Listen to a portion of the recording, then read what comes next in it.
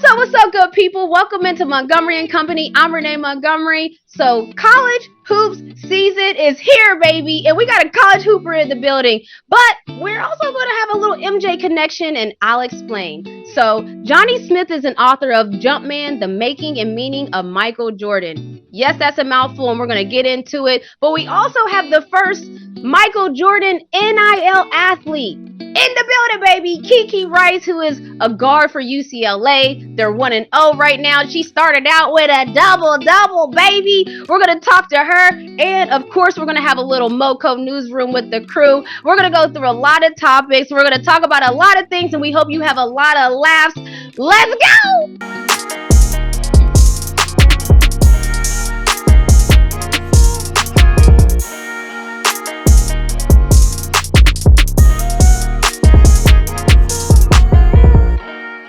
All right, so listen, this is gonna be all about sports, this monologue, because there's a lot of sports going on. So this week was the first week of NCAA basketball. That's men and women's. It's the kickoff week. The UConn men's basketball had banner night, raised the banner, won their 5th title last year, won the Proud for 6.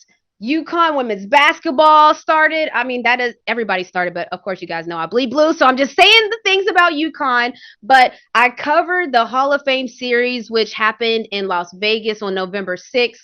It was star-studded. Ohio State played against USC. USC has when I talk about, so there's talents, and then there's like the top of the top talents. Well, USC as a university, they won the week in a sense of they had the number 1 recruit in high school that signed with them on the men's side, Isaiah Collier, and they had the number 1 prospect recruit in high school that signed with them on the women's side, Juju Watkins.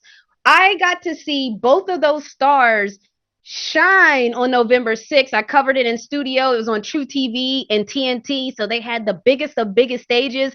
And the stars, that's when they shine the brightest. That's what people say, like stars shine the brightest in the biggest moments. So whenever it's big moments, I always look to see what's the stars going to do, because we know that that's their time. Well, this was Juju Watkins' first game in a college uniform. 32-piece nugget. I'm not even going to bury the lead. A 32-piece nugget. Lisa Leslie, who also went to USC, the legend Lisa Leslie, her record had been standing since forever. Her first game, she had 30 points and 20 rebounds. Lisa Leslie, what are we doing here? You had 30 and 20 on your first college game. Like, I want to just make sure that I don't just pass by that. Like, Lisa Leslie, what? That is unbelievable. And then Juju Watkins now comes through and has a 32-piece nugget on her very first collegiate game, breaking Lisa Leslie's record. And her response was, I'm just so happy that that's a part of the USC legacy. She gets it. Okay, USC, the school, won the week to me, because then I got to watch Isaiah Collier play on the men's side. And, you know, if people don't know, Bronny James also plays at USC. Savannah James was in attendance along with Bryce James and the crew. LeBron had a game that night, as you guys probably already knew. So Bronny isn't playing, but Isaiah Collier is. And boy, I tell you, Boogie Ellis is on that squad too. So shouts to Boogie Ellis on USC. Boy, I tell you, this Isaiah Collier, he's built for it. Usually, sometimes if freshmen come in, you can tell physically that they're a freshman. Oh, no, baby. This man is built for it, tough, built from the ground up. He used to play football, and he talked about how playing safety is what helps him in his court vision. When you watch him play, he's just physically demanding. He's fast, he's quick, he can get wherever he wants to go, he can shoot. These are superstars. You're gonna hear their names, you're gonna see them on commercials. You already see Juju Watts on the Only Basketball commercial. You're gonna see them on more commercials. You're gonna hear their names more often, because these are superstar talented players. Okay, and so also in the Hall of Fame series, so let me just break it down. Normally your first few games of your college season, if you're a top team, you're usually not playing against another top team. Usually those games like this year, you saw wins by 50 plus. You saw teams winning by 50 plus points. And that's common on first games of the seasons when you have a number two team playing a team that is not necessarily established. So that's what a normal beginning of a college season would look like. The Hall of Fame series that we covered on True TV and TNT, it was on Max as well. I feel like I need to say all those things because that's a big deal. Platforms matter. And it was a big deal that on those platforms, we had the number one ranked team, the returning champs, the NIL queens that were playing on this network. So we had LSU Tigers going against the Colorado Buffs, right? And so on paper, you would think that this is a huge mismatch, even though it was number one versus number 20. Playing ranked opponents is not normal in the beginning of the season, just FYI. But these two opponents were playing, and there was ranked opponents playing because this is the Hall of Fame series. Give the people what we want. We want good games. It's a risk. It's a risk to do that. And the reason it's a risk to do that is because you haven't figured out like anything about your team yet. You've only had preseason. You haven't had your first game. You're still feeling yourself out. It's a risk. So long story short, LSU ends up losing to Colorado. And to LSU's defense, Kim Mulkey literally said before the game, she said, and these are quotes, she said, Colorado was playing LSU at the right time. She said, I don't even know who our defensive stoppers are. She said, Colorado, she said, they're poised, they're built for it. She said all the things that a coach would say, but those were literally all the things that were a problem in the game because it's the beginning of the season. So one, no, you're not going to panic if you're LSU fans. You're still talented. You still have probably the most talented roster in America right now, but you still know that, okay, this is a wake-up call. We have to wake up. We also know that South Carolina played Notre Dame in Paris. Okay, it was star-studded out there. I love to see it that people went to Paris, to go watch this game. And when I'm not just talking about family and friends, I'm talking about Joy Reid, Carrie Champion, Jamel Hill. I'm talking about Angela Rye. I'm talking about shouts to the queens. I'm talking about the squad pulled up to go watch women's basketball in Paris. South Carolina ended up beating Notre Dame pretty bad, but it was a celebration kind of in the same sense because it was this is an international game and the women's game all the way in France. Wow. So that happened on opening night. And then last but not, of course not least, on opening night in college sports, the thing that a lot of people there's the good, the bad, and the ugly. The good part that I think that people just have to really recognize is that college sports, women's sports, it really is wild how much things are taken off to where our premier game, the best game of the night on TNT was LSU versus Colorado women's basketball. That's amazing. That was the best game of the whole entire day. And that was a women's basketball game. So for me, that was, and we had, you had NBA players, which they always do, KD tweeting about the women's basketball games. It's the conversation happening for me. So I love it. Women's basketball is growing. It's starting to be a part of the everyday conversation, and we love to see it. We love to see the growth. I love to see it when it's in the WNBA because after all, duh, and water is wet news. I'm a former college player, former WNBA player, even though now I'm an owner. Yep, I want all the things for us. So I want all the things for players. So that's what happened in college life. And then in the pro world, the Hawks. Listen, the Hawks, this is the thing. We know that the Hawks have talent to win. I see it happening. A lot of times people want progress to be boom, everything's changed. But it's it doesn't work like that in sports. It's incremental. You see changes little by little each game. And little by little each game, I do see positive progressive changes for the Atlanta Hawks. I'm excited. I know everybody thinks I'm so crazy on the internet because obviously I pledged my allegiance to Atlanta sports. So that means Hawks, Braves, Falcons. Of course, y'all know the dream now, be for real. But it's all the things United. I've just pledged my allegiance to all Atlanta sports. And people think I'm really crazy because I'm so optimistic. When are y'all going to learn? This is just who I am. Like, I'm always going to look at the glass as half full. It's my gift and it's my curse. I'm always going to be toxic positivity to where I got to find something positive in the situation because if not, what are we doing? So to me, even when the Falcons lose, I'm just still tweeting through it.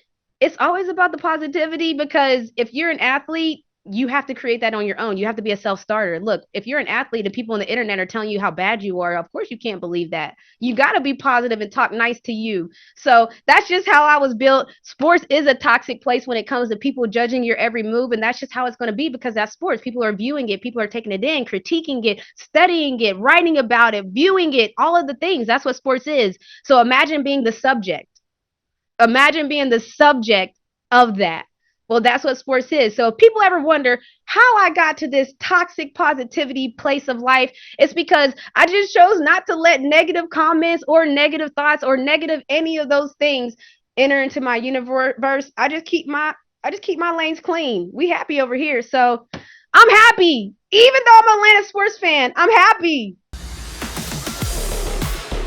What's up, Johnny? Hey, good to see you. Good to see you too. So thank you for joining us here on Montgomery Co. We're joined by Johnny Smith, the J.C. Bud Shaw Professor of Sports and History and Associate Professor of History at the Georgia Institute of Technology.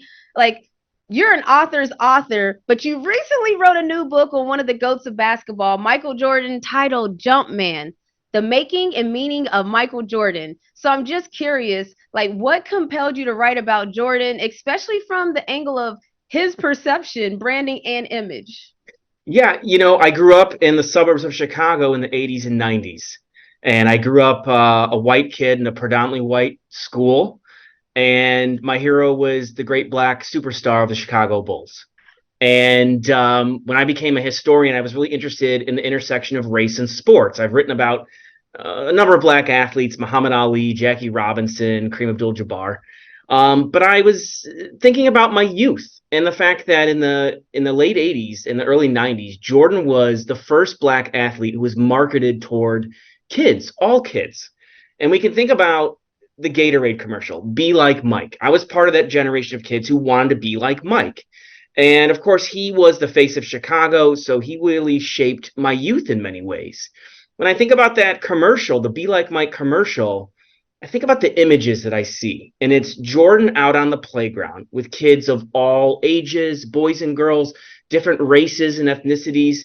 And I think about what the NBA and Gatorade are doing in that commercial. And I think they're doing two things. One is they're presenting basketball as the democratic game, the American game. It's a game of inclusivity.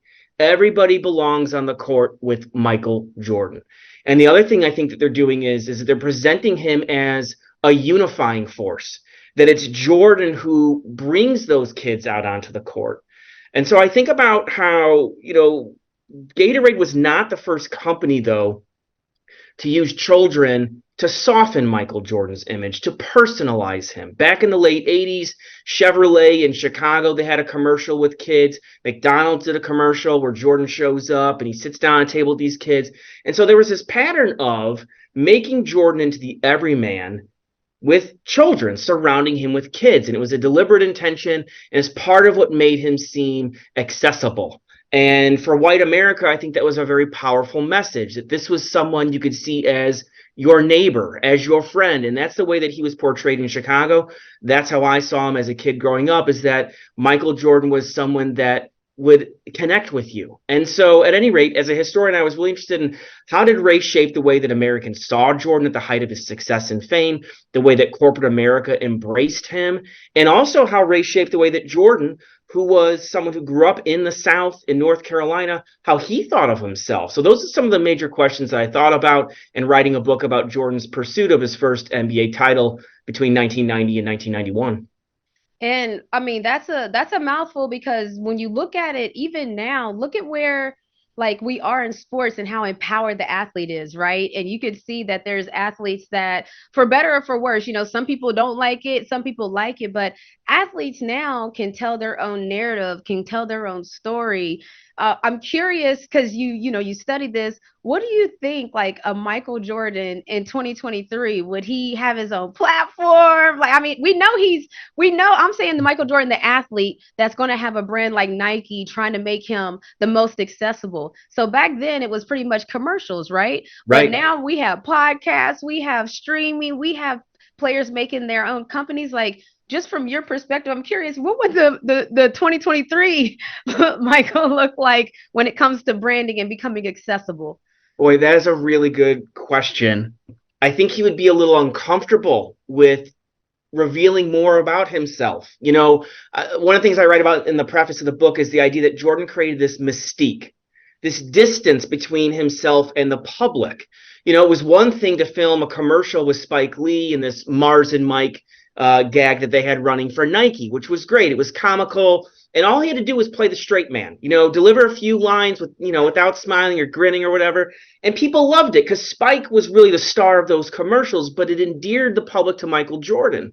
I think the fact is that the corporate sponsors around him were successful in marketing an image of Jordan, personalizing him, but in ways where he did not have to reveal himself. So if you think about the era we're living in now, as you said, where athletes are much more willing to share their stories, cultivate those stories using different kinds of media, I don't know that Jordan would have embraced it in the way that, say, someone like Charles Barkley, a contemporary of his, Magic Johnson, a contemporary of his, Isaiah Thomas. I think they would have been more comfortable telling their stories in ways that Jordan did not. And so one of the things I write about in the book is that when Jordan was coming up, most of the sports writers who covered him in Chicago and on the NBA beat, they were white. There were very few black columnists covering the NBA in the late 80s and the Do early you know who they 90s. were? Like, who were some of those black columnists? Michael Wilbon at the Washington Post, he comes to mind. In Chicago, though, it was mostly white writers,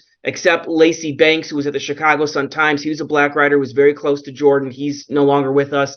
And so his relationship to these reporters, like Sports Illustrated, it was the magazine. Outside of Roy S. Johnson, who was a black writer there and an editor who's now left the sports world at any rate, I think he may have been the only black writer at Sports Illustrated in the early 90s. My point is, even if my numbers are slightly off, in general, that was true. And so much of the public who's reading the newspaper columns, they're reading these magazine profiles, they're seeing them through the lens of white reporters. And what you notice in the pattern here is that Jordan is not a black American hero in these columns. He's an American hero. Race gets erased from his story. And so what I've tried to do is investigate how race shaped how Jordan saw himself as a young man coming up as a teenager in Wilmington, North Carolina, who certainly was confronted with racism there, and it shaped the way he saw himself and the way he viewed sport as an outlet that was going to get him out of the South, get him out of Wilmington, that sport, basketball was going to be the way that he defined himself. But that story, Jordan's place in America as a black man, that was not the focus, really. He was presented as an all-American hero, a universal symbol. Again, it goes back to this idea that Gatorade is presenting him someone as the universal hero who brings everyone together. And so Jordan struggles, I think, in some ways of, there's some segments of society who want me to be the everyman for all people, but there's also some, especially in 1990, who want me to support Harvey Gantt in North Carolina, and they want me to speak out about, the inequalities in Chicago, like Jesse Jackson, who was based in Chicago in 1990. So there's this tension, there's this pull, and I think Jordan would struggle to find a way to tell his story about where he fits in these discussions. He was uncomfortable with it. Wow. And so it's interesting because there are, like, Jordan, we know, is very still mysterious in a sense of we don't know very much. There's still social media now because the way we're talking about him, it's like, yes, I know that Jordan is still running around in, like, around everywhere, but he really still, there's still a lot of question marks. And we have the last dance, which, was absolutely amazing. We know that Air came out. So I'm curious, like, if someone were to read your book, what kind of new information will you be providing them? I mean, he is mysterious, but we also do know a lot of the surface level things about Michael Jordan. Yeah, I think it's interesting. You mentioned The Last Dance and you mentioned Air. Let's start with Air. We don't learn anything about Michael Jordan in there. That's the Oh, story of capitalism merging with basketball. It's a celebration of a corporate success story. Now, the opportunity was there to say something larger about what was happening in 1984. When David Falk arranges that deal with Nike, there wasn't much interest in NBA players doing endorsement deals. Converse had a range of deals with various NBA stars, including Julius Erving, Magic Johnson, Larry Bird, Isaiah Thomas, but they all wore the same shoe. There wasn't a line dedicated to one of those guys. What Jordan was attempting to do, first with Nike and then with McDonald's and Chevrolet and some other companies, is he was trying to break through. And one of the arguments I make about Jordan and trying to understand his mentality, why does he distance himself from civil rights, but he focuses on these singular individual achievements? Well, one of the arguments I make is that this is someone who had a very individualistic outlook on and off the court. He didn't want anyone or anything to define him but him. And so he sees himself as a man, I think, of self-determination. And so I try to explain, where does that come from? And part of it is his roots in North Carolina, but part of it also is society. In the late 80s, this is a much more conservative time than it is today, and even into the early 90s. Think about when Rodney King is beaten in 1991 by the LAPD. Everybody can see that on that grainy footage, right? It's sort of a moment that reminds us of the times that we're living in, sadly, where you see police officers attacking innocent, unarmed black folks. But nobody in the NBA takes a stand. Not Michael, not Magic, none of them. And reporters are not asking them about it either. There is not an expectation that Jordan or Johnson are going to draw a line, give a speech, or demonstrate before a game in any way. That was not the way that they saw themselves. They believed that the best thing they could do was be models of racial uplift in their achievements on the court, achievements in the boardroom, achievements as endorsers.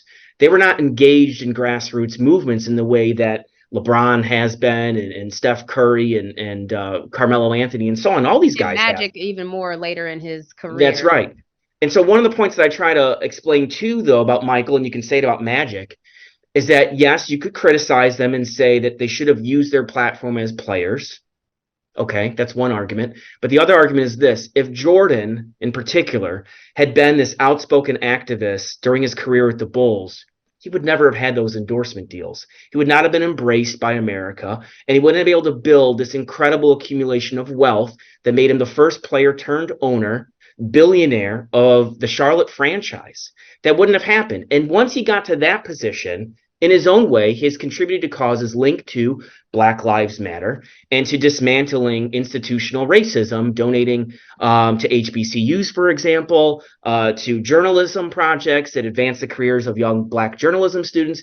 He's doing all of that, but he wouldn't. And he's not doing it, though, on Twitter, and he's not doing it on Instagram. He does it in his own way, and it goes back to the mystique. He's not someone who wants to put himself out front with his opinions and his views, but he believes that the accumulation of wealth is critical in advancing Black America. And that's been his approach from the time he was a player and through being an owner.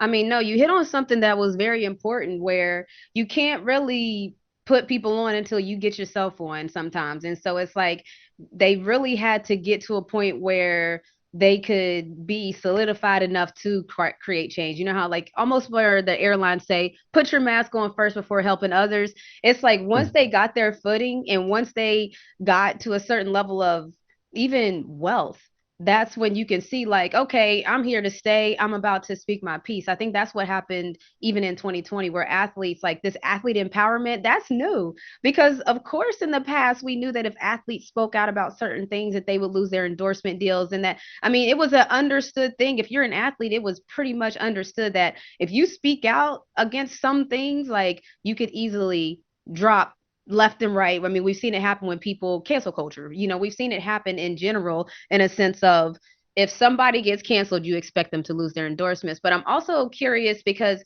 this is little, it's kind of the same, but not the same, but it's still branding with NIL in college.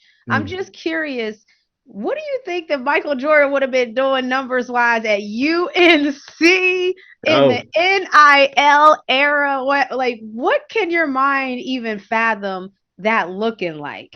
Boy, that's interesting, to think back. That's an era when Nike is first beginning to create these branding deals with men's college basketball teams. We think about, gosh, I don't know the exact year, but it seems to me in my mind it's more actually in the late 80s, North Carolina, Georgetown with John Oh Thompson, yeah, certainly. Allen And, Iverson. I think what's interesting in that period is that Nike becomes a brand for Black America through Jordan. And here's one example of why I say that. In 1990, Jesse Jackson, who was at that time the head of Operation Push in Chicago as a civil rights group, they wanted to organize a boycott of Nike. And Jesse Jackson's complaint was that Nike didn't have black executives. They didn't, advertise on BET or in Ebony magazine. And so Jesse Jackson, who knew Michael Jordan, wanted him to speak up. He said, come on, Michael. Nike's uses all these black players in their endorsements, you and David Robinson and these other NBA stars. But what about the boardroom? And Jordan, of course, he doesn't want any part of this. So Jesse Jackson overplays his hand, though. He's thinking that black Americans are going to see his argument and say, yeah, we're going to boycott Nikes. But polls showed in Chicago that black Chicagoans, they rejected this boycott proposal. Why? Because they saw Nike as a company that was progressive, that they took a chance on putting Michael out front, that they built entire campaigns around black NBA stars like Jordan and David Robinson and Bo Jackson and later Charles Barkley. And so, there's this identification through consumerism, consuming these products that are linked to Michael Jordan, Air Jordans. And so I think, if you're asking me to go back even further about Jordan, the age of NIL, he's someone who really establishes this idea that you are your brand. And he did everything to protect his brand, always. Even as late as the 1980s, when reporters would occasionally ask him about racial tension in America, he admitted in one interview with GQ, he said, sometimes I worry that if I slip up, that the white parents out there will tell their white children that I'm not a good example. And so that, I think, helps explain the decisions he made to avoid activism, but also to protect his brand, because he knew this was a rare opportunity and that color line still exists. Okay, so Johnny, I want to ask you about NIL. We talk about it a lot here and with athletes and the empowerment of athletes. And there's just so many changes happening right now in that space. So I'm just curious, like, you know what I mean? Like, if you have any thoughts on just the NIL space and how the athletes are in it. My first book was about the UCLA men's basketball dynasty in the 60s and 70s. And the star at UCLA in college basketball was Kareem Abdul-Jabbar. Then he was Lou Alcindor. And one of the reasons I wanted to write that book is that was the moment that the commercialization of men's college basketball just explodes on television. And it's really driven in large part by the incredible national interest in young Lou Alcindor.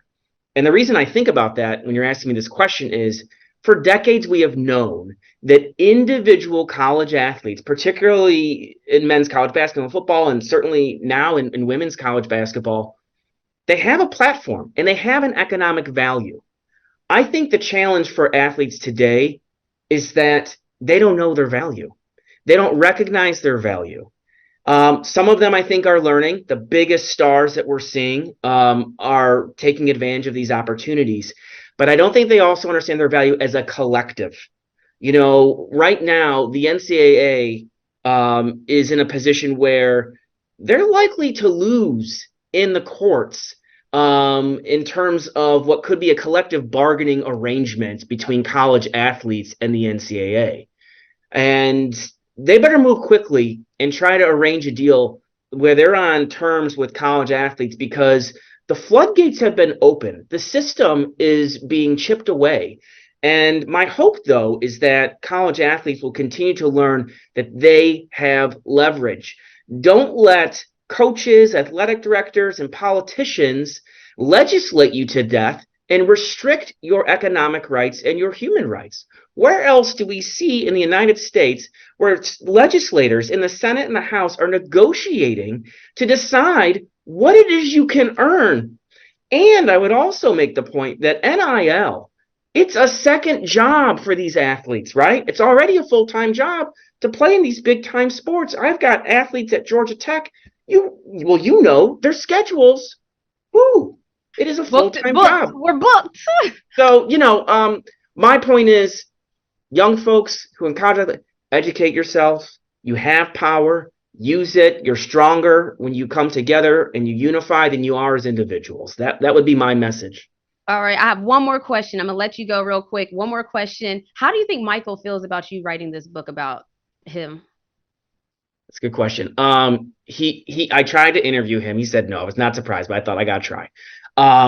I don't think some of the subjects he would want to talk about, because historically he has not wanted to talk about, as we mentioned earlier, that he's not someone who wants to go in certain directions. And for me, it's easy to write about him in terms of as a basketball player and his accomplishments.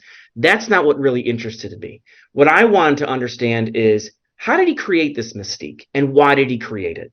What were his underlying experiences as a young person that were foundational, that shaped his perspective about the world and the decisions that he made during his career? Why not denounce Jesse Helms? Right? That's easy to denounce a segregationist, even if you don't want to give out, to say, yes, I'm throwing my support behind Harvey Gantt because it's the right thing to do. It will benefit the people of North Carolina. Jordan wouldn't have lost anything with that. But Okay. how do you know that? How do I know what? How do you know? Like, you know how he said he was worried? Like, how do you know that's what he was worried about? I mean, that was his quote. The reason I say that is that if we think about what Jesse Helms represented, Jesse Helms represents the legacy of segregation in North No, Carolina. I understand there's the Yeah, right thing, but there was this not athlete empowerment hadn't happened yet. You know what I mean? Like, it's like it we all could say in hindsight, what we could have done, but it's just like it's so tough because I'm just curious, like, he literally said, you said in GQ his fear was that I wouldn't be like, what if the people stop following because I mess up or say the wrong thing, and then I still can't have the impact that I'm gonna have. It's like sure. there's that catch 22. I'm not like I'm not defending either way. I'm just saying, like, there's that catch 22 that athletes faced of, do I say how I really feel and the fans are gonna either gravitate to it or leave me, or do I just kind of build as long as I can until I can be where I'm in the position to say what I want, and it won't matter at all because I have the generational wealth. I'm in the position. So I'm just curious, like. I think what I'm trying to say is that in that specific instance, when it comes to Jesse Helms in North Carolina, I don't think he would have lost much, quite frankly, because of what Helms represented. Yes, he wins that election. There were certainly white folks in North Carolina who supported him. But I think on a larger scale, about where Jordan was in his career with his endorsements, by that point, I don't think Nike's going to say to him, you know what? We're walking away from you. Look at all the things that Charles Barkley said as a spokesman for Nike. They didn't walk away from Charles Barkley, and they didn't walk away from Spike Lee, who in 1989 produces a film called Do the Right Thing, and people, Okay. and people thought it was going to provoke race riots, and Nike stood by Spike Lee. They continued to make those commercials with Spike and Michael Jordan. So I'm just trying to contextualize that particular moment in 1990. That's why I say I don't think Jordan would have lost, even though he had those fears, which were No, real yeah. fears. I completely So, understand. I was just playing devil's advocate for a little sure. bit, but I completely understand that. Listen, like, I love that you did your research. Like, that's the one thing that, like, if people are going to speak on something, do your research. And you have the book on one of the GOATs, Michael Jordan, titled Jumpman: The Making and Meaning of Michael Jordan. I thank you for coming on and just, talking about your thoughts, because obviously this is what we do here. I want to hear your thoughts on, why do you have thoughts about Michael Jordan's thoughts? And I love that you explained it beautifully. So thank you for joining us here on Montgomery Co. Oh, thanks so much. I really enjoyed talking to you. Okay, so Johnny just gave us some good perspective on Michael Jordan, and now we're about to talk to Jordan Brand's first ever NIL athlete, Kiki Rice. All right, let's go. So what up, Kiki? First of What's all, up? what up with it? So yesterday, on True TV and TNT, I was just covering the opening night of college basketball. So we had the Colorado LSU game, which I don't know if you saw. We had the Ohio State and USC game as well. So college sports is out here. I saw you had your first game of the season. First of all, welcome to Hmm. MoCo, Kiki. I'm talking to you like people ain't here. Thank you, thank you. So you had your first game of the season against Purdue on Monday evening. You had 10 points and 10 assists in your season opener. Come on, Kiki. You started with a double double. Like I just Hmm. want to like what was that like to kick off your whole like your season, off the right way, I would say. It was great. Honestly, I just was so happy to be back playing again. Like to be on the court and playing in front of fans. It was just like with our new team and everything. It was just like I know we've been waiting for this for a while. We've been training really hard, so it's just fun to be back out playing again. Yeah, I think the people don't get one because I think I probably heard four athletes say we've been training really hard, right? What is it Hmm. like? I went through preseasons at UConn, as you know. So, Yeah. what like for people that don't know, like when you say like preseason and training hard, like what's the past like 6 weeks look like for y'all to get to these games? It's been a lot of like conditioning, weight room, on the court tough practices, a lot of like team bonding events, all the off the court stuff as well. But it's just like I mean we've been together so much uh these past few weeks and past few months. So it's just been like, a lot of time together and like just working on our game and kind of getting ready for the season. But like to finally be playing, I feel like now we have the opportunity to put all of our hard work and let others see kind of what we've been doing. And so do you really feel like that stuff, you know how like I say all the time, the people I went to school with, like we went through the fire together. People never been through college preseason workouts. I want y'all to really understand. It ain't no joke. Like it Hmm. will break you. Like it can break you. You can feel like you can't keep going. You will be in conditioning and everybody catch a cramp. Like it's just like everybody's that tired, but you figure out Yeah. a way to keep going. How do you feel like do you feel like that helped y'all in the game, when you're playing, and does those type of things carry over, or is it just you got to just put up in the game? No, for sure. I think like all the conditioning, all the hard work that we do like before we start playing games, like honestly, we want to make that harder than the game is going to be because that way once we get in the game and we get in those close like fourth quarter games, overtime, all that kind of stuff, we're prepared for those moments and we know kind of what it's going to take and what to expect. So if we can make practice a little bit harder than the actual game, I think we're not going to be shocked by anything when it comes to game time. Big facts, and that's why you're a gamer because Hmm. you get it. And we saw a lot of freshmen last this Hmm. year like pull up and turn up. I mean, it was like Yeah. y'all weren't playing around, right? Like, so what do you think it is about this jump? Because this is this high school class that they stepped onto the college scene, and honestly, it looked like you belong. You've been here. Hmm. Yeah, I mean, I just think it's the confidence that everyone is playing with. Honestly, like you come in out of high school and it's like it's tough. College is going to be an adjustment, but I think you see all these young players like um, really highly touted, like people know about them, but it's just like okay, you know my game, and I'm gonna continue to be the best at the next level too. So it's really fun, like um, seeing all the freshmen that I know this year, like coming in, stepping up right away, being um, you know looking like vets on their team already. And Great. then it was great just last year, like seeing all of the freshmen that I came with. It's like, we're ready for this, and just everyone's been excited for college basketball for a while now. So to finally be playing in it, it's a dream come true. It's crazy because yeah, you were the same. That's what I mean by we're starting to see like y'all coming in ready, and you had a Hmm. teammate who is another phenom, London Jones, who played with you. Can you just tell me about like when y'all link up and playing with another good player? Because right now, like I played alongside Maya Moore in college. I played alongside Tina Charles in Hmm. college, so it was like it made my experience that much different because like I'm playing alongside the best of the best, and we're about to compete against the best. Yeah. Hmm.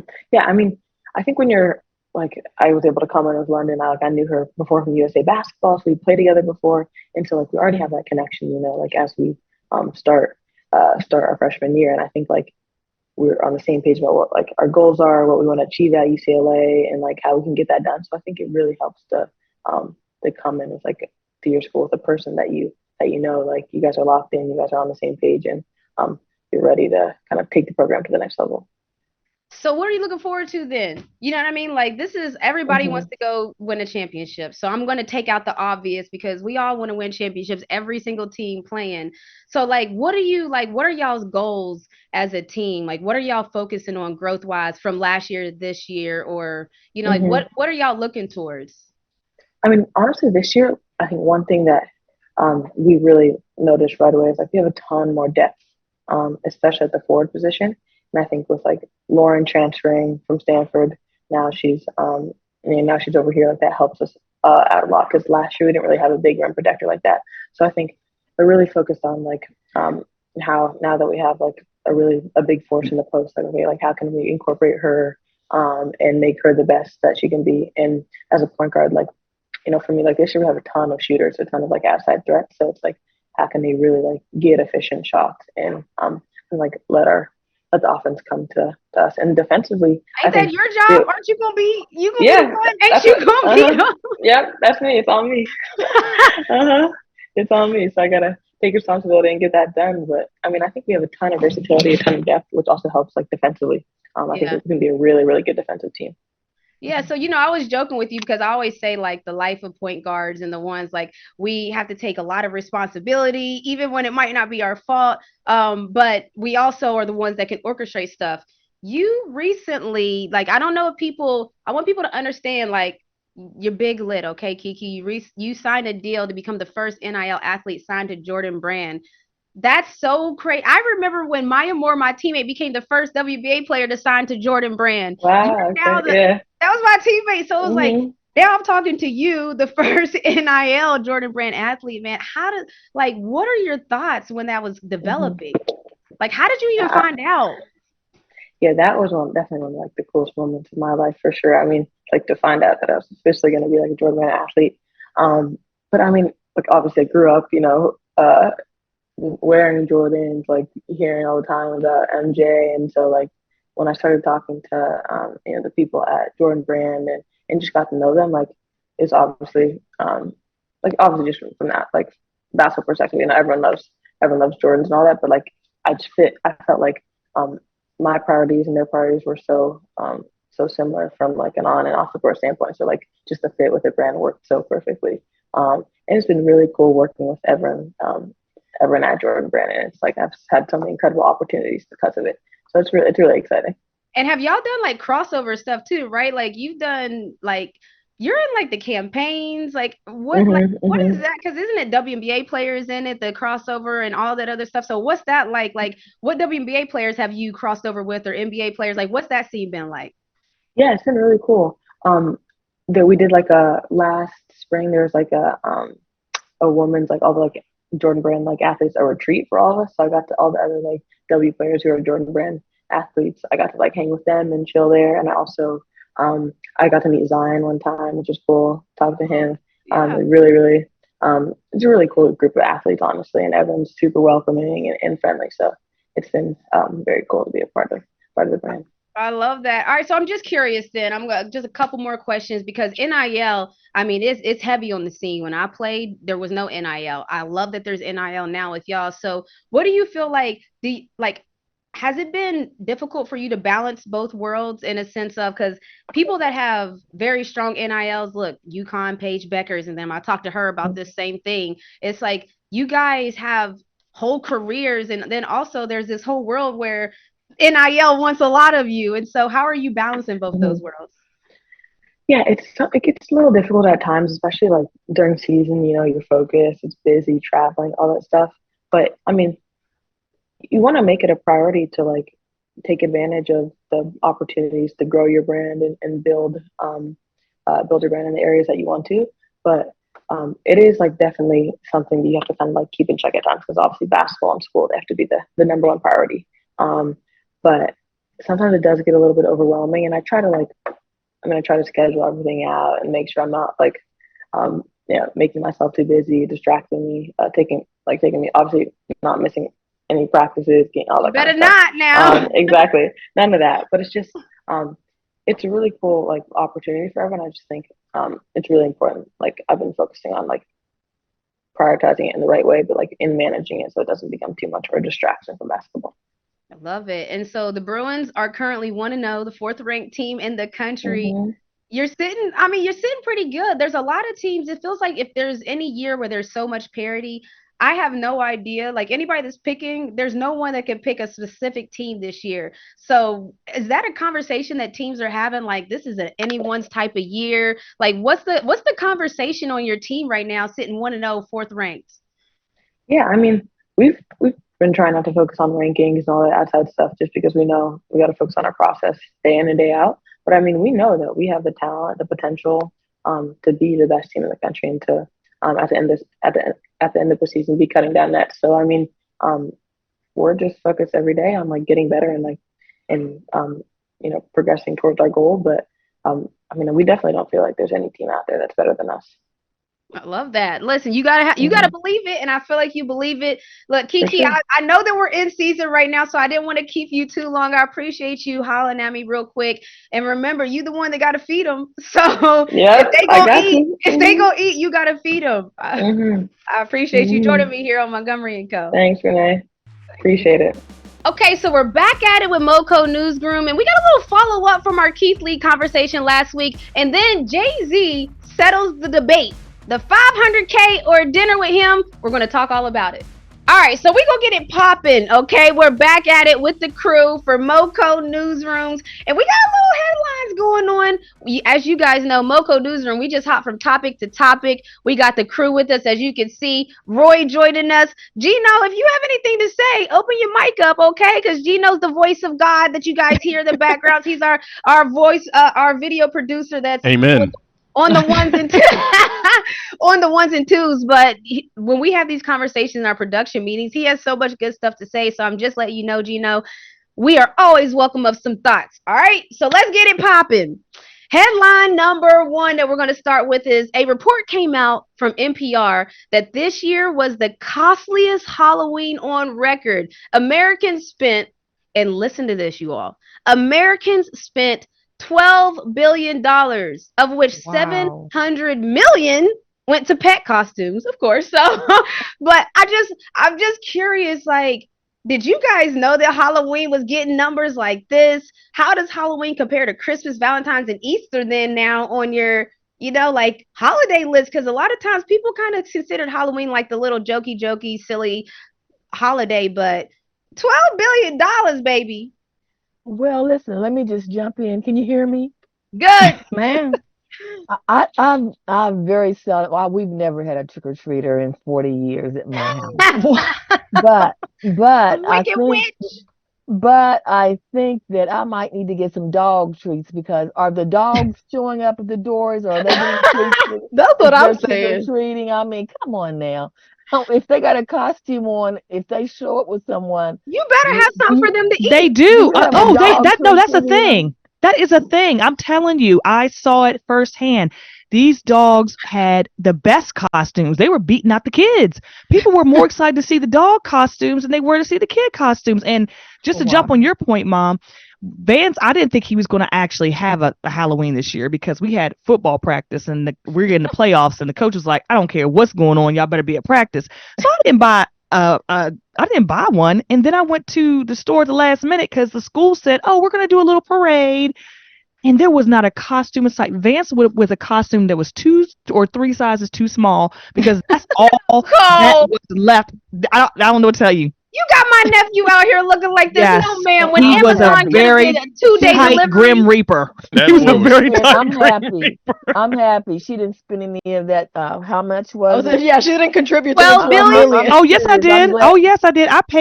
I paid $25 for a black sheet for Vance to And be the Grim Reaper because he I wasn't guess, allowed to have a mask because it's scary. and I So hope Oh my. that your lesson was you should have ordered it 2 days earlier on Amazon and had your choice of anything you wanted. Well, I'm happy she didn't. She wasn't part of the $12 billion crew. oh, I was. Oh, And she was. I was a small portion, but I still was there. Oh, they counted you in housewares. They didn't count you in Halloween.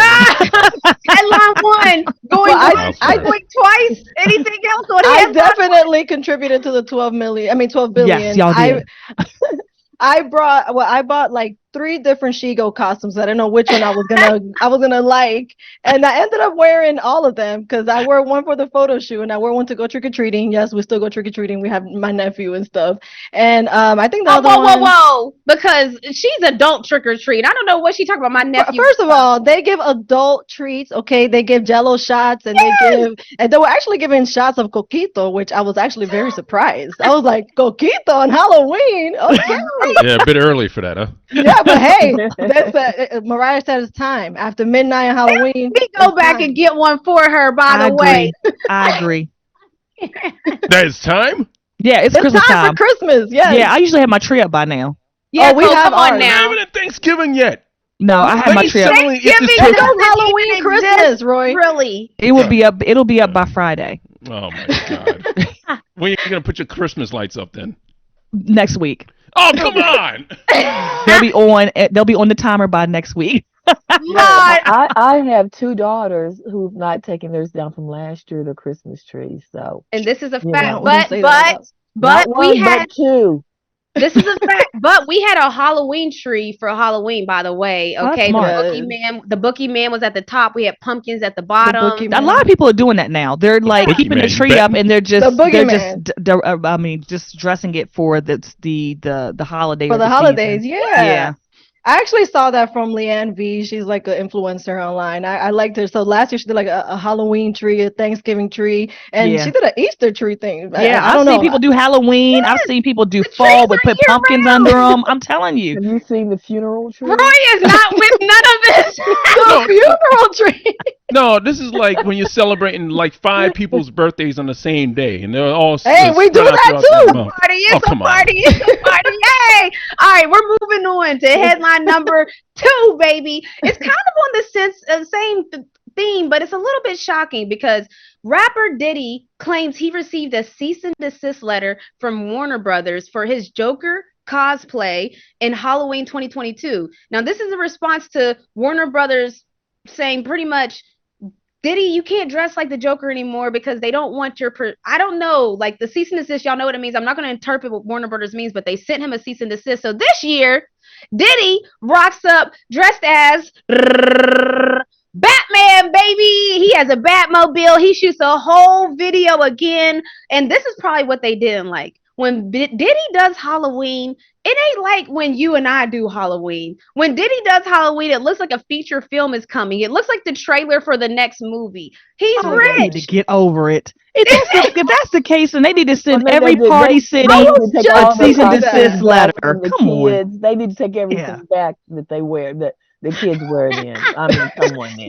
I thought it was a little much too. So they went too far. They just wanted to say something. That's all. I just think that he did too good of a job in playing Joker. I was looking at the videos and I was like, wow, he really does make like a great Joker. It's almost like scary good.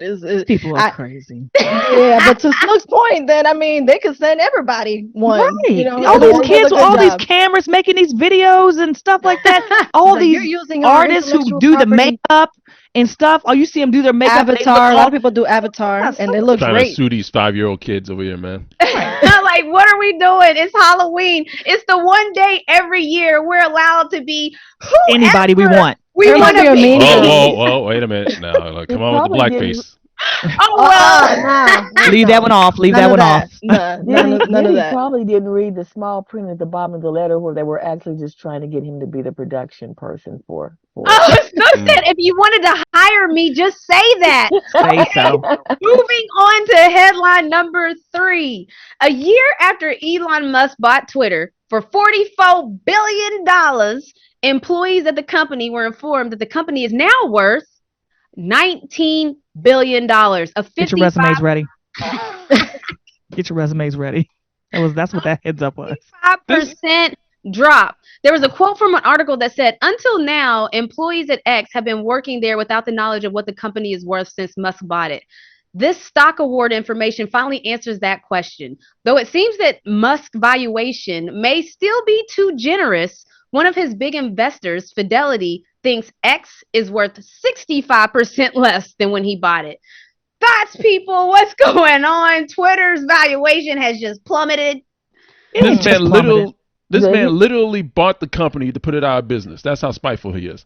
And like for real, That's a for real. theory. well, I think things that are happening out in our world today have rubbed off on him. What?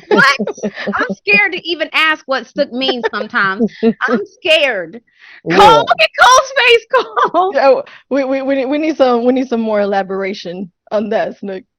well, I think we're going through it right now where people are saying that things are worth more than they really are. So, Oh, okay. maybe, Oh, that's you're where he saying was taking. everybody flexing. They Yeah. say they capping, stunting for the Mhm. gram. I believe that. That's a good theory because there's a lot of these places Yeah. where they have bumped it up and then they get in trouble because they have done that and that it's been found out that they was doing it and they weren't supposed to be doing that to the Hmm. market shares and stuff and then they get in trouble. So, So but they're I say that's what inflating he their gets. numbers. That's what I'm saying. I gotta say that's what he gets. Yeah. Oh, Yeah. That's what he I okay. gets. wish I could inflate my numbers. I tell you, I'd be I'd be doing some stuff if I could inflate my numbers. Like Like a if tire. average people could inflate their numbers, look where we would be.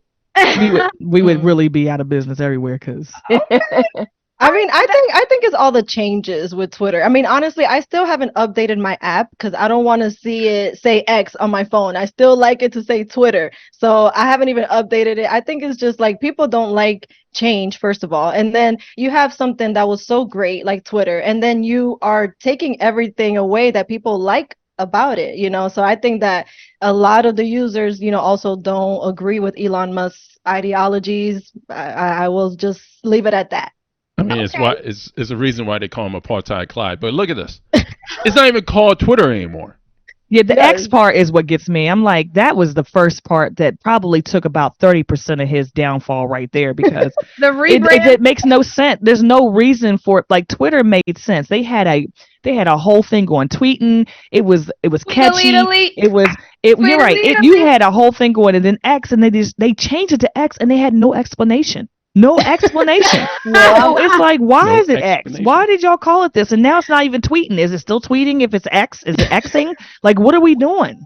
Oh, I How, don't well, know. I That sounds asked, a little risque, That's honey. hilarious. well, Oh I well. asked Renee about it. I said, "Oh, what about those blue check marks?" Mm. I mean, I ain't getting on there. You Instagram don't is know who doing you it too. talking to. Snook That's is true. concerned that she doesn't know who she's talking. This is a real concern because No, that is a real thing. Snook's Yes. not as savvy in a sense of she ain't reading everybody's full username where they might have added in a little different something somewhere. So Snook said that now that they've taken away the blue check concept and she don't know who she talking to. That's a very serious question for people that, may not be checking. And Gino in the chat said, watch Elon Musk interview with Joe Rogan. He gives a lot of reasons for all the stuff that he does there. So I would never pretty Well, much nobody likes it. I They was about down to say, and I 65%. If don't they don't necessarily like know it, if your I would. reasons, Yeah. Point blank. nobody likes it. Period. All right. So I like. Oh, Roy, what you got? I love it. the other thing about the X right now is I have Comcast Xfinity. So when I'm on my laptop, I stream, the television or whatever. Unfortunately, the logo looks so much like X's logo that I accidentally logged onto Oh. Twitter trying to go onto the TV stream. Oh, So And so that's this a might be problem. stupid. that might be Well, infringement. That might be an infringement case right Yeah, why there. look into didn't it. a lot of people do that? The X is a common theme. So Yes. I don't know what that is, but we're gonna. XFL. Weren't they in a That's lawsuit why it's with, I X think it was black. Together, right? I thought XFL it was wasn't it like extreme? The That Extreme I Football Oh, mean, League. extreme extreme sports. football league. Yeah, that Oh, makes sense. This X right here makes no sense whatsoever. in Xfinity is extreme on the sports. borderline. And why is the X black? Why couldn't it be another color? Good. All right. Yeah. And on that note, X we're going white. to headline number 4, baby. The former Bengals receiver Chad Ochocinco, he took offense a little bit to Keith Lee's critique of restaurants in Atlanta.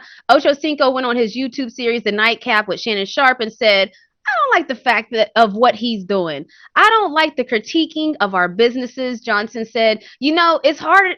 He said, it is for us to how hard it is for us to get in the food industry and to have our own restaurants. What are we doing? And then Keith Lee responded to Chad Ochocinco, implying that Ochocinco was likely unfamiliar with his work. He said, I watched this video and pretty much he said, listen, if this is the first time you're seeing me, why is it the first time you're speaking on me? If this is not the first time you're seeing me, then why is the first time you're speaking on me? And I was like, oh, Keith Lee. Mm. Keith Lee ethered Ocho Cinco Ethered. so bad that Chad Ochocinco's daughter took him on Instagram Live to discuss why would he do that to Keith Lee? What was he thinking? And It'd be Keith your Lee, own kids. It'd be your own kids. Right. So thoughts on the Keith Lee situation, and I mean, it's a comedy now because first of all, Keith Lee's brand is so strong, baby. Shouts to Keith Lee and his brand. When you do good, if people know you have good intentions, people are not gonna watch people tear you down for no reason. If anybody knows what Keith Lee was doing, to his point, he's made restaurants thrive, brought them back from absolutely. the dead, and then Absolutely. so this. It only Yeah. went bad when he came to the ATL, y'all. Mhm. What y'all doing down there, ATL? I want to say this. Let me just say this. I'm with Keith Lee. I love how he responded. Number one. Number two, I feel like that was your wake up call. Like if you needed, sometimes when these places get so big and they have so much work and they have so many things going on, they feel like they don't have to improve on anything. And that's not necessarily true. And number three, the fact that Keith Lee actually did a review where the food was not what he thought it was, he always gives some type of positivity to every food place that he kind of touches. So the fact that he said, y'all need to do better, y'all really, I couldn't really find anything because I couldn't even get my food. That's something that needs to be, that's something that really, I'm pretty sure the people in Atlanta have experienced too. He can't go in there and just tell a whole lie. He didn't even get the food. He didn't get the food. He's already told the people he's going there that he didn't even get the food because they were asking him about it. They were asking him. So And Paul said in the chat, people going after Keith when he could put them to sleep in 2 seconds. That's true. man is restaurant streets. Them hands are lethal weapons, okay? Because Like he's a former UFC fighter, correct? right, Yeah. right. Snook, Mm-mm. did you have something you were trying to say? Well, I was just going to say, in this culture, if you say something bad, that might bring more people than if you say something good. Sometimes Hey, it does. Now, when you're talking about food, you can't never be bad with food. Oh yeah, people say, well, I'm going over here just to see That's what he's true. talking about. They gonna go over there and sit 2.5 hours. That's on them. That would be stupid on their part. No, So they're going to try to beat it and make a wise decision and go where they have a better chance of getting in before 2 hours is up. oh, okay. okay, You know, like I think anytime that anybody calls out anything, I think people are going to have a reaction to it. You know, like Keith Lee, he spoke his truth, and of course, people are gonna have some kind of pushback towards it because it reminds me of who was it that spoke out about the HBCUs that everybody was also in an uproar Ed about. Reed. Ed Reed. Okay, yes, it reminds me of that situation because it's like he wasn't necessarily lying, and so people were really mad that he was calling out all of the bad things that was going We're gonna on. revisit that too Exactly, and we're gonna move because we on. haven't heard anything. Go ahead, boy. Chad Johnson or Chad Ochocinco, like he shouldn't be talking smack about anybody for a person who goes to McDonald's every single day. Oh, gosh. And for those who aren't familiar, He Chad does. Ochocinco promotes his McDonald's diet. He says it's what helped him be a top receiver. It's what helps him get his calories up. He's very vocal about his He's also McDonald's. very frugal, and they call him very cheap. They said that he does not want to. He won't spend that much money for the food, so it wouldn't matter anyway. So there you go. Yeah, Yeah, he's I liking that think Mamba sauce they got there now. Mamba sauce. Mamba. If I ever say names and things wrong, I'm gonna tell you who I got it from right there. My snooker book of law. I tell you, we are moving on. You said the Booker Man earlier. The Booker Man, right? Or the Bookie Man. The Bookie Man. Like you're making bets or something.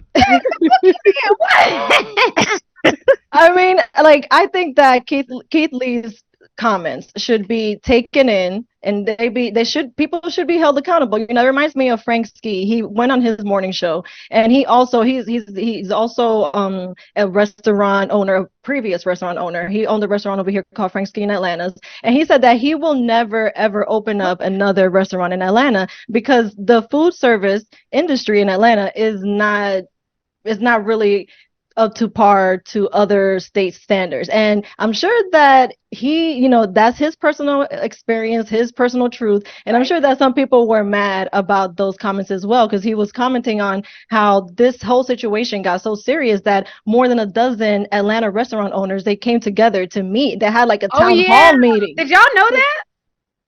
Yeah, they literally had like more than a dozen restaurant owners. They came together and they were talking about how to better the Atlanta food industry, because it was such a big deal.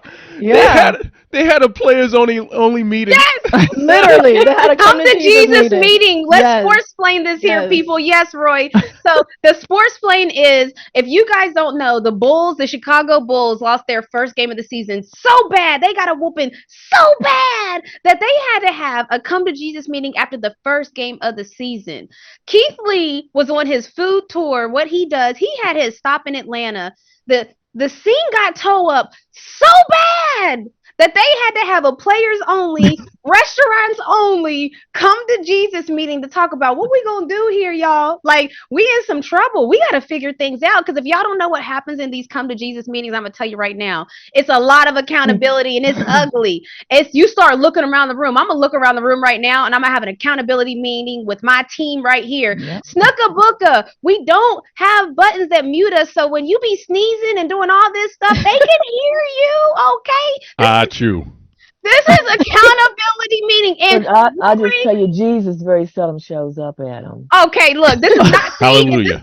This is what happens in meetings where it's like, hey, everybody, this ain't a laughing matter, because we got real problems here. We just got whooped. Keith Lee just whooped us. The other team just whooped us. Serena, we're going to have to hear more from you. We love your point of views. Okay. Cole, you got to keep being, just say it how it is. All right? Because people will agree with you the most, actually. You are the voice of the people, Cole, because you say the logical thing that people think all the time. Snooka Booka, we want to hear your multi-generational thoughts and all that sassy whenever you had the right breakfast. We need that snook every time. Roy, you better keep coming on camera. Roy be always acting like he don't know about topics, and then come in here and be in the chat and have a wealth of knowledge on a topic that he just told us he didn't know nothing about. Right. Renee, I come on here and I foul people. That's what I do. Roy is our bruiser. He coming in here. Take one for the team. Take one for the team. If you haven't followed him on social media, I'll tell you right now, Roy is out there throwing bows. This is what happens in accountability meetings, for real though. If people go around one by one in the room, so you like tell me. I like it. I like it. Nothing like It's called constructive criticism. I've been People to should corporate receive it, meetings right? where I see people just almost be sick, turn green. I like it. Let's go. What you got? Right. Tell me what I got to work on. I'll receive that. I love it. See, y'all are all coachable. So we're going to move on to the next topic, because that's a real thing. Now, I don't know if the people in the restaurant meeting were also coachable. That's the thing about those come to Jesus meetings. You got to be receptive and willing to change, because clearly what we're doing now ain't working. That's why we're having this meeting. Keith Lee benched him.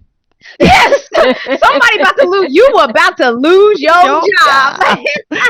Headline number 5, baby. This will be probably the last one we do, because we've been running our jaws and just having a good time. But Jay-Z, this is a follow-up conversation, because we had the Jay-Z conversation where Jay-Z finally put an end to that $500K or dinner with Jay-Z debate. So in case y'all didn't know, just a refresher, people were really on Beyonce's internet asking folks, would you take $500,000 or would you rather have a dinner with Jay-Z? And Jay-Z himself said, you got to take the money. He said nothing. Jay-Z said, you got to take the money. Let me make sure I'm saying this right. Jay-Z said, noting that all the wisdom anyone might glean from talking to him over lunch is already available in his lyrics. You get all of the information you need from me, he said, for $10.99. Now, first of all, look at that businessman. He said, listen, you buy my records. Open your ears. All you gotta hear. And listen. Close your mouth and listen. You gotta make the song cry. Yeah. So and you know what? And that's what we said last time. We said, well, he already put out the blueprint. He puts out all this content that people should consume. He puts his life into words. And so if you're really paying attention, he really does tell you everything that you need to know through his work. Don't care if he had the blueprint in his music or not. I am not giving up no $500,000. Yeah, that's what I'm Thank you, saying. That we daughter. should take the Thank you, daughter. $500,000 because we already I know we could get all the other information out there. no, no, I don't care if he didn't have 2 cents worth of information out there. She's I was saying she don't never care if there was a going to secret actually to life. pay 15. I would take the money from beginning. I told y'all from the beginning. I said that's the dumbest thing I ever heard because you still walk away So, broke just because he But tell I you don't what care he that did. information. And I it just was want the money. guaranteed. Yeah, Amy right. wants to split the check. this Yeah, and whatever. I mean, the only way that you could take that dinner and make some money off of it is you jumped off the cradle, across the table and tried to give him a smackaroo on the mouth and had a cameraman there to take a picture of it and try to sell it to the media. That's the only way It you're ain't gonna worth make money. $500,000. I don't care. I don't care how who you kissing. Yeah, are That's the y'all only. So she That's the literally only way just you came gonna up get with some that money for from having dinner with Jay-Z. Like I that said, is the wildest thing you could say. I would say if I was going to have a dinner with Jay-Z and listen, I would take the money. Let me just say this to make sure people understand. I'm Thank taking you my you. better money. Thank come you. right. You better I'm come taking my right. money. But if I were to have a dinner, I would not do what Snook did and jump across the table and kiss him and have a photographer waiting there to catch the photo, post it on the internet and go viral. I would not do that. My plan would be I would write a book. I would make that book a movie, and boy, oh boy, would it be stories for ages. And do you know what stories would be in there? Everything in his lyrics, because he already said that that was going to be. So I'm gonna be like, guess what Jay-Z Oh, told me? He told me about this investment deal, and it would be lyrics that I heard. That dinner could have been 1 hour, but I would have 15,000 hours worth of content because that man has given me a green light to say that. I'm just saying, if you was gonna be crazy, because I'm taking the money, I have to keep saying that. If you was gonna be crazy, you gotta just make some content out of it, snooker booker, not a absolutely. publicity stunt. My goodness, what's wrong with her? Like I said it from the very beginning. I said whoever Oh, goes and sits down with that man and walks past that $500,000 is a fool. And guess what? Jay-Z agreed with me. He said, "Y'all a right, fool. Take that money." right. I don't care what blueprint I don't care if he had a stairway map to the bank itself. Give me the Look, money. if Figure it out. anybody offers you $500,000, you Take take it. take it. it. Take Take it. There's it. no Listen, human Take you'll it. go to dinner with over $500,000. there's ever. There's never, ever going to happen. It's not. I love that. I mean, I'm pretty sure I agree. So on that note, you guys, I'm joking, but no, that I mean, I agree, but I think that's a lesson learned because I love when stuff starts on the internet. It gains so much energy on the internet, and the internet just knows they're right about a certain topic. I mean, this could be a topic that somebody, even the person, is an expert in this topic. Jay Z is an expert on Jay Z. And then there were some people that even when Jay Z said, take the dinner, they told Jay Z he wrong.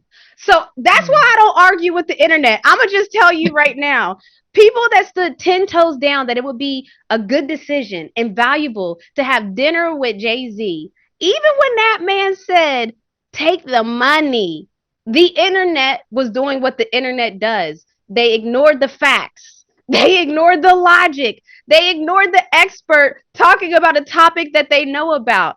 And the internet decided that we're going to take our opinion as the truth, even though the man said take the money. They said he's not seeing the bigger picture. So I'll just digress and let the internet have their win. Sometimes you gotta let the internet be the internet because Jay-Z tried to tell y'all and y'all still want the dinner. Lord of mercy. You know, Jay-Z had a quote that said, everything that I said was gonna happen happened. Everything that I said I wanted to do, I've done. That's a crazy statement. But if you're an athlete, it's kind of not so crazy because everything we like in the world of athletics, we believe that you speak your life. Like, so if you think you're not going to make a shot, of course you're not going to make that shot. How could you make that shot if you don't think you're going to make that shot? And so in the world of athletics, there's a certain level of realism that also pushes your drive. Jay-Z, when he said everything that I said it was going to happen, happened. It wasn't just because he said it. It was because of the energy he put behind it. He said it because he knew the energy that he was going to give to that action. And everything that I said I wanted to do, I've done. The reason that he did everything that he wanted to do is because he made sure that happened. I can understand that. Like in the sports world, how does an athlete go from being young, dribbling in their backyard, to thinking like, all right, maybe one day I'm gonna play in the pros. And I don't care what sport you are. You could be baseball, you could be football, you could be basketball. How does an athlete go from being one of 1 million and make it to the top, make it to the drafted group, make it to that 2%? Well, of course they said they wanted it to happen. Some people even was bold enough to say it was going to happen.